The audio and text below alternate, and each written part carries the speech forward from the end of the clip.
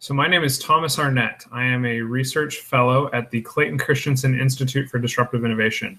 And we are a nonprofit, nonpartisan think tank that researches how to make innovation happen more successfully in lots of different social sectors, including K through 12 education.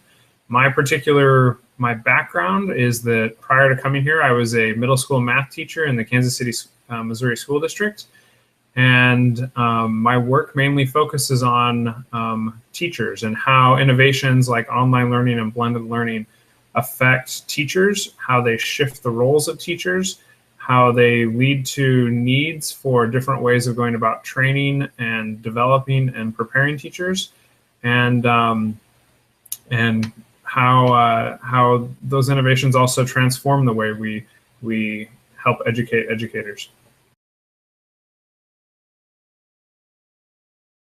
So the formal definition of blended learning is that blended learning is a formal education program in which a student learns at least in part through online learning with some element of student control over the time, place, path, and/or pace of instruction, and at least in part in a supervised brick and mortar location away from home. And then last of all, the modalities along each student's learning path within a course or subject are connected to provide an integrated learning experience. So that definition is a bit of a mouthful, but I guess the short version of it would be that blended learning is the combination of online learning in a brick and mortar setting that has those two modalities of brick and mortar face-to-face instruction and online learning integrated together. So that's the definition. It's also illustrative to talk about what is blended learning not. It's not just technology in a classroom, and it's not just having a computer lab where students learn, certain skills in the computer lab that are totally separate from what they're doing in their regular classroom. Blended learning is really it's an enabler of personalized learning.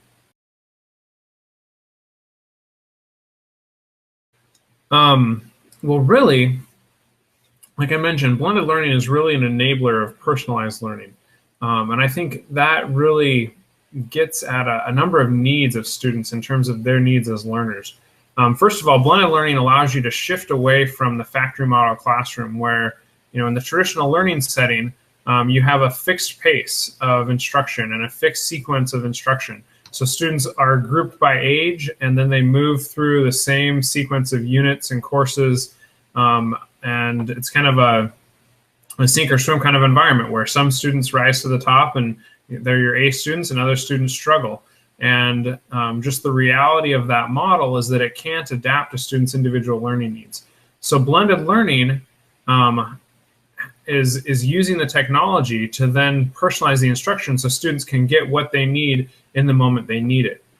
So for example, if a student is struggling with a certain concept, the online learning component can, make it so that the student can learn online at their own pace or according to their own needs. And it also is used to redesign how instruction happens in the classroom so that teachers then have more free time to where instead of having to spend the whole day, the whole class period managing instruction for 30 students at once, they can subdivide the class and work in smaller groups or work one-on-one with students. So, where does this really get at with intrinsic motivation and ownership?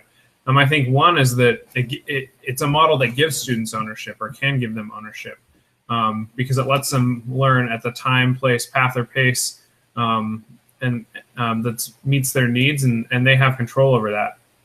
Another way to look at it is that blended learning really deals with the challenges of, in a traditional setting, there's always some students that are bored and some students that are lost because the pace of instruction is either too fast or too slow, or maybe they have gaps in their learning that make learning a struggle.